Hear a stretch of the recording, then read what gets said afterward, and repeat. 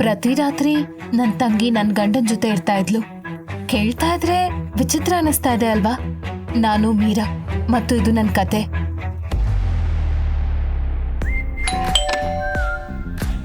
ನನ್ ತಂಗಿ ತನು ಯಾರು ಕರೀತಾ ಇದ್ರು ಅವತ್ತು ನನ್ ಮನೆಗ್ ಬಂದ್ಲು.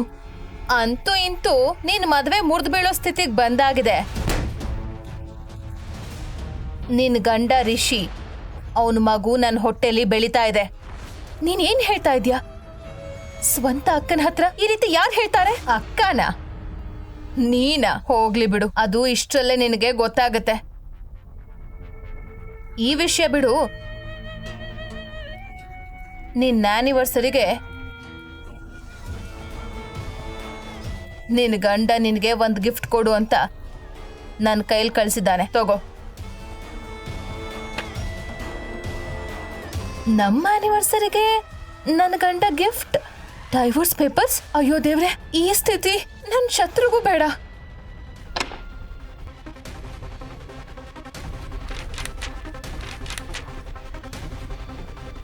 ನಿನ್ನ ಮುಖ ನೋಡಿದಾಗೆಲ್ಲ ನನಗೆ ಒಂದೇ ಪಶ್ಚಾತ್ತಾಪ ನೆನಪಾಗುತ್ತೆ. ನಿನ್ನ ಮದುವೆ ಆಗಿದ್ದು ನನ್ನ ಕರ್ಮ ಅಂತ.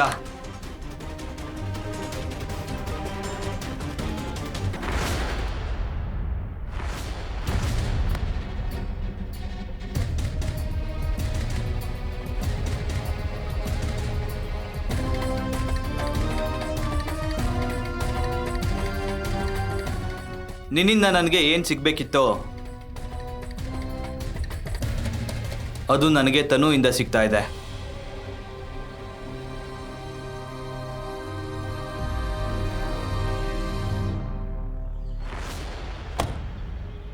ಈಗ ನನಗೆ ಉಳಿದಿದ್ದ ಏಕೈಕ ದಾರಿ ಅಂದ್ರೆ ನನ್ನ ಅಪ್ಪ ಅಮ್ಮನ ಬಳಿ ಹೋಗಿ ನಡೆದಿದ್ದೆಲ್ಲ ಹೇಳೋದು. ತನು ಮಾಡ್ತಿರೋದು ತಪ್ಪು ಅಂತ ಅವಳಿಗೆ ಅವರೇ ಅರ್ಥ ಮಾಡಿಸ್ತಾರೆ. ಆದ್ರೆ ನಾನು ಅಲ್ಲಿಗೆ ಹೋದಾಗ ನನಗೆ ಇನ್ನೊಂದು ಕಹಿಯಾದ ವಿಷಯ ಕಾಯ್ತಿತ್ತು.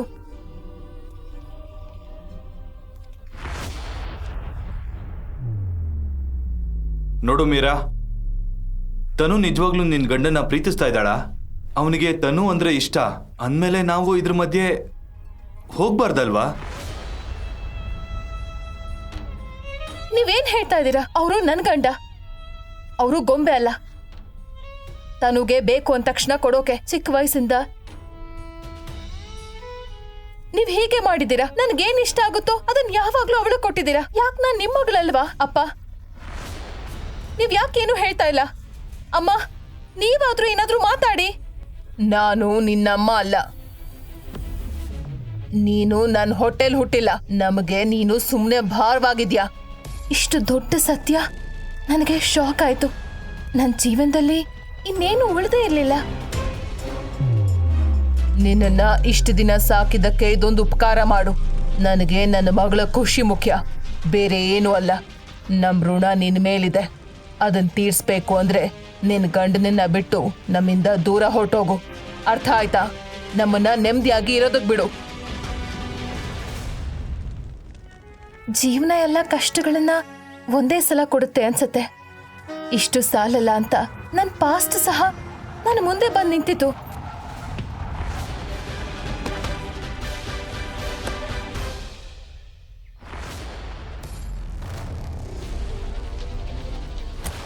ಏಯ್, ಬೇರೆ ಯಾವ ಕಾರು ಸಿಗ್ಲಿಲ್ವಾ ನಿನ್ಗೆ ಸಾಯೋಕೆ? ಎಷ್ಟು ಸರಿ ಹಾರ್ನ್ ಮಾಡ್ತಾ ಇದ್ದೀನಿ. ಅವನು ದೀಕ್ಷಿತ್. ಅವನು ಒಂದ್ ಕಾಲದಲ್ಲಿ ನನ್ನನ್ನ ತುಂಬಾ ಪ್ರೀತಿಸ್ತಾ ಇದ್ದ. ಮೀರಾ, ನಿನಗೇನಾಯ್ತು? ನಿನ್ ಸ್ಥಿತಿ ನೋಡು ಮೀರಾ.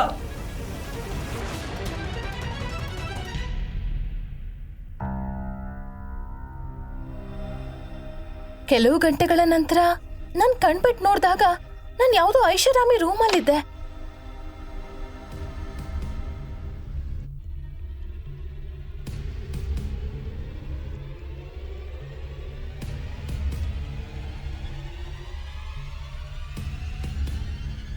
ನೀನು ಅದೃಷ್ಟವಂತೆ, ಅದಕ್ಕೆ ನನ್ನ ಕಾರ್ ಕೆಳಗಡೆ ಬಂದು ಬಿದ್ದೆ. ಇಲ್ಲ ಅಂದ್ರೆ ನಿನ್ ಗತಿ ಏನಾಗ್ತಾ ಇತ್ತೋ ಏನೋ. ಅವನ ಮುಖ ನೋಡಿದ ತಕ್ಷಣ ನನಗೆ ಎಲ್ಲ ಹಳೆ ನೆನಪುಗಳು ವಾಪಸ್ ಬಂದ್ವು.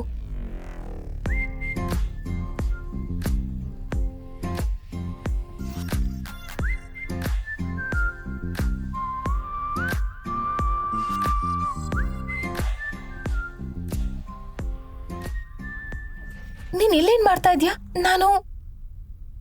ನಾನು ಮತ್ತೆ ಯಾವತ್ತೂ ನಿನ್ನ ನೋಡಲ್ಲ ಅನ್ಕೊಂಡಿದ್ದೆ. ನಾನು ಇಲ್ಲಿಂದ ಹೋಗ್ಬೇಕು. ನಿನ್ನ ಮತ್ತೆ ಮೀಟ್ ಮಾಡ್ತೀನಿ. ಈಗ ಸುಮ್ಮನೆ ತೊಂದರೆ ಕೊಡಲ್ಲ.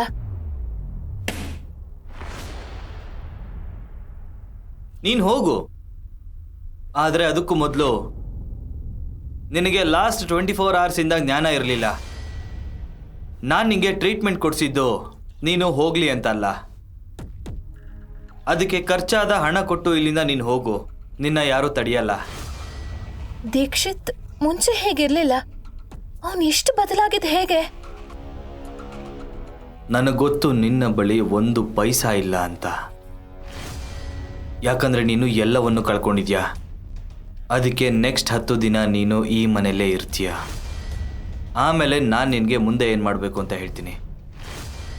ಹಾಂ, ಓಡೋಗೋದ್ರ ಬಗ್ಗೆ ಯೋಚನೆ ಸಹ ಮಾಡಬೇಡ. ಇದನ್ ಕೇಳಿ ನನಗೆ ಶಾಕ್ ಆಯ್ತು.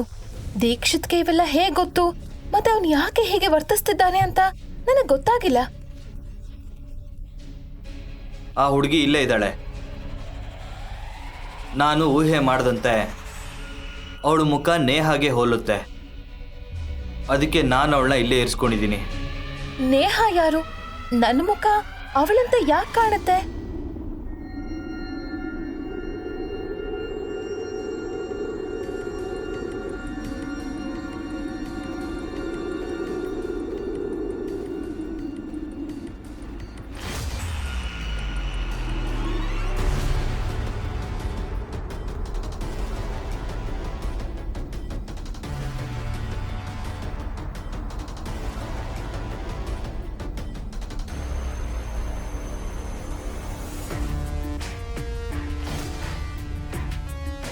ನೇಹಾ,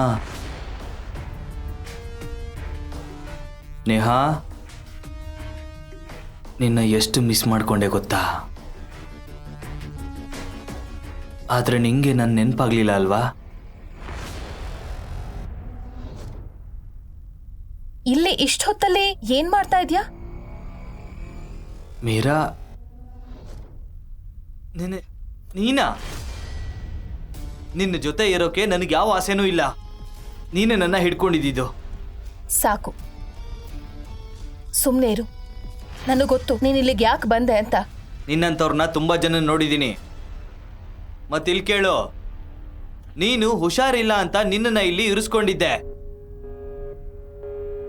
ನಾಳೆ ನೀನ್ ಇಲ್ಲಿಂದ ಹೋಗ್ಬೋದು, ಅರ್ಥ ಆಯ್ತಾ?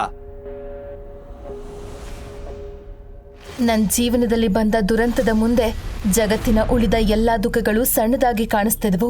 ನನ್ನ ಮನಸ್ಸು ಸಂಪೂರ್ಣವಾಗಿ ಒಡೆದು ಹೋಗಿತ್ತು. ಮೊದಲು ನನ್ನ ತಂಗಿ ನನ್ನ ಗಂಡನನ್ನ ಕಿತ್ಕೊಂಡ್ಲು. ಆಮೇಲೆ ನನ್ನ ಅಪ್ಪ ಅಮ್ಮ ನನ್ನ ಮಗಳೇ ಅಲ್ಲ ಅಂದ್ರು. ಮತ್ತೆ ನನ್ನ ಪಾಸ್ಟಿಂದ ಯಾರನ್ನ ನೋಡಬಾರ್ದು ಅನ್ಕೊಂಡಿದ್ನೋ ಅವನು ಬಂದ.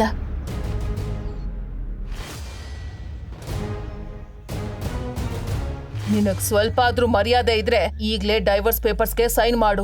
ನಿನಗಿಲ್ಲ ಅಂದ್ರೆ ಅಟ್ಲೀಸ್ಟ್ ಫ್ಯಾಮಿಲಿ ಮರ್ಯಾದೆಗೋಸ್ಕರ ಆದ್ರೂ ಹಾಕು.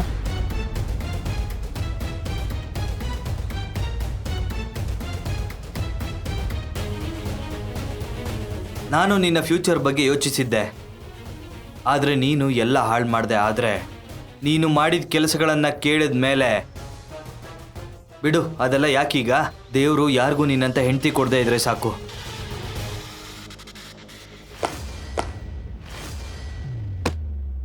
ಅವರು ನನ್ನನ್ನ ಮನೆಯಿಂದ ಹೊರ ಹಾಕಿದಾಗ ನನಗೇನು ಮಾಡಬೇಕು ಅನ್ನೋದೇ ತಿಳಿಲಿಲ್ಲ.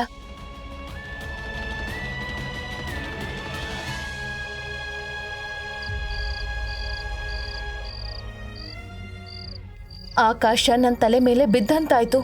ಈ ನಿರಾಶೆಯ ಮಧ್ಯದಲ್ಲಿ ನನಗೆ ದೀಕ್ಷಿತ್ ನೆನಪಾಯ್ತು.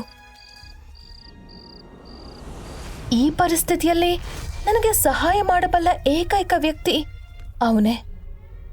ನಾನು ಖಂಡಿತವಾಗಿ ನಿನಗೆ ಸಹಾಯ ಮಾಡುತ್ತೇನೆ ಮೀರಾ, ಆದರೆ ಅದಕ್ಕಾಗಿ ನೀನು ನನ್ನನ್ನು ರಹಸ್ಯವಾಗಿ ಮದುವೆ ಆಗಬೇಕು.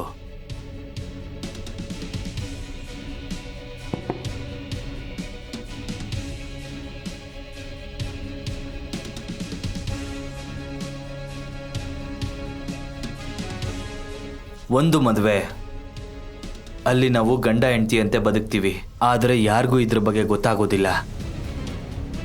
ಮತ್ತೆ ಈ ಮದುವೆಯಲ್ಲಿ ಏನು ಫಾಲೋ ಮಾಡಬೇಕು ಅದರ ನಿಯಮಗಳು ಇದರಲ್ಲಿದೆ. ದೀಕ್ಷಿತ್ ಮದುವೆ ಒಪ್ಪಂದದಲ್ಲಿ ಏನ್ ಬರ್ದಿದ್ದಾನೆ? ಮೀರಾ ತನ್ನ ತಂಗಿ ತನು ಮೇಲೆ ಪ್ರತೀಕಾರ ತೀರಿಸ್ಕೊತಾಳ ಮತ್ತು ದೀಕ್ಷಿತ್ ಯಾಕೆ ಮೀರಾ ಜೊತೆ ಹೀಗ್ ಮಾಡ್ತಾ ಇದ್ದಾನೆ? ಸಂಪೂರ್ಣ ಕಥೆಯನ್ನು ತಿಳಿಯಲು ಈಗಲೇ ಪಾಕೆಟ್ FM ಆಪ್ ಅನ್ನು ಡೌನ್ಲೋಡ್ ಮಾಡಿ. ಲಿಂಕ್ ಡಿಸ್ಕ್ರಿಪ್ಷನ್ ಅಲ್ಲಿದೆ.